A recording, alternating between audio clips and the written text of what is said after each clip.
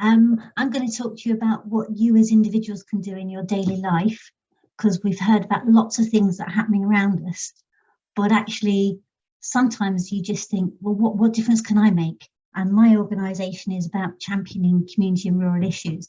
And so we've been working with rural communities for over 70 years, helping them do the things they want to do.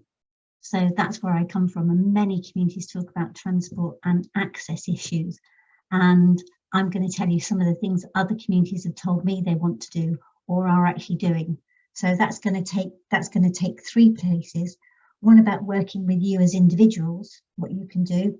One about working with communities, and one about working with policy. So I'm just going to go through those three things now. I haven't got any slides. I'm just going to tell you these things, and it's recorded so you'll be able to follow it all through.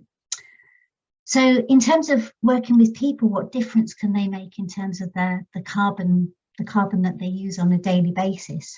So some of the ideas that communities have shared with me for things that they think could happen are about collecting shopping for each other. So we all need to go out and collect and get shopping from somewhere or have it delivered. So what's the possibility of me as an individual collecting shopping for my neighbours and bringing that in, which is less journeys. It might be one less journey, and that's worth doing. Or just taking somebody else with you when you go shopping. So there's a reduction in travel there. Or shopping less, making less trips, having a no car day if you have a car. What are those like for options for you? Or using the train or the bus, whereas previously you might have driven somewhere. So you're using a communal transport option instead of an individual transport option. And or cycling or walking, which we've heard quite a lot about already. Or having your milk delivered, because the milk deliverers often deliver milk, potatoes, juice, bread. So thinking about what you do in your daily life that could actually reduce carbon by having things come to you or working with other people for you as an individual. Then if we think about working as a community in your neighbourhood with the people who live around you, I've worked with communities who have WhatsApps to share lifts. So if somebody's going from T-Bay, for instance, to Kendal to do their shopping, they put a message on WhatsApp and say, that's what I'm doing, does anybody want to come too? Anybody want to do that journey with me rather than doing that journey on their own? Or coordinating delivery days. I worked with a community in Eden who were thinking, how do we get the supermarket deliverers to coordinate delivery so that Morrison's only comes to our community once a week and does the delivery for all the Morrison's people who order from Morrison's, rather than coming every day to do a different delivery to a different person. Or having a shared vehicle or a shared bike, which we've heard a little bit about from the other speakers.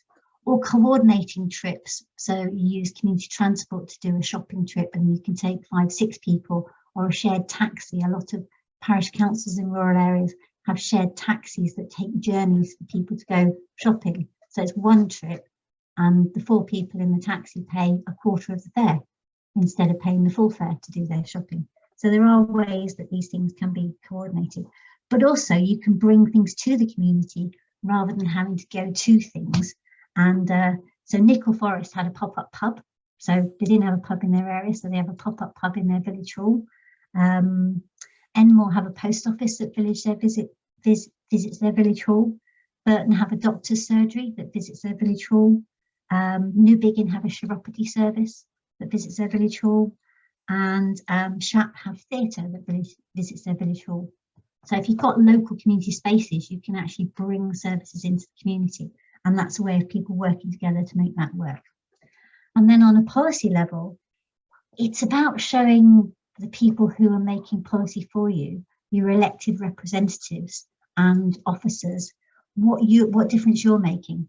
So you're much more likely to get some skin in the game. They're more likely to listen to you if you're talking about what you can do, as well as telling them what you want them to do for you. A lot of what we've heard about can feel very unachievable by communities. It feels like it's going to happen to you, it's going to happen around you, and it needs to because it's infrastructure stuff. But there's lots you can do for yourself, and it's really good to reflect back to policymakers that you're doing that for yourself. So you need to encourage and promote what you need to happen with the pop-ups, the shared vehicles, the local delivery, and advocate for lower fares and better services in your local area by telling policymakers what you're already doing yourself. a lot of this feels really hard to achieve, and it feels like you're trying to do it in a vacuum. And things like the Citizens Panel are a really great initiative. But if you end up with a list of things you want other people to do for you, and you haven't thought about what you're going to do for yourself, then there's a real miss in this process, because we all have a responsibility to make a difference in the way we live our lives to protect the planet longer term. So I think that's part of my message is we can all change what we do in small, medium or large ways to make the difference that needs to be made. And there's lots of organisations out there who can help you to do that. So that's me. Thank you.